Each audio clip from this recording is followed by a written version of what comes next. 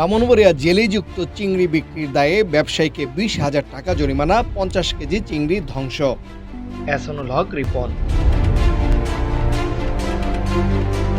ব্রাহ্মণবাড়িয়া সদর উপজেলার আনন্দবাজারে জেলিযুক্ত ক্ষতিকর চিংড়ি মাছ বিক্রির দায়ে ব্যবসায়ীকে ২০,০০০ টাকা জরিমানা করেছে জাতীয় ভোক্তা অধিকার সংরক্ষণ অধিদপ্তর।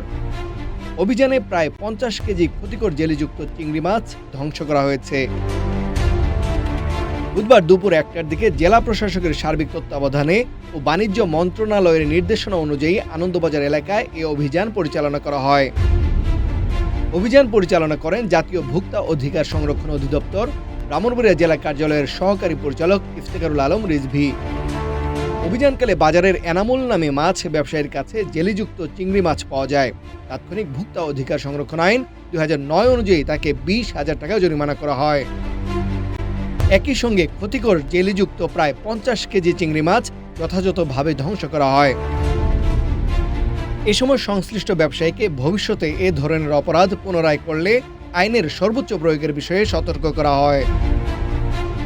জাতীয় ভোক্তা অধিকার সংরক্ষণ অধিদপ্তরের সহকারী পরিচালক ইফতেখারুল আলম রিজভী জানান, জনস্বার্থে ক্ষতিকর ও ভেজাল খাদ্যপণ্যের বিরুদ্ধে এ ধরনের অভিযান অব্যাহত থাকবে। তানভীর হাসান, সারাবালা নিউজ, ব্রাহ্মণবাড়িয়া।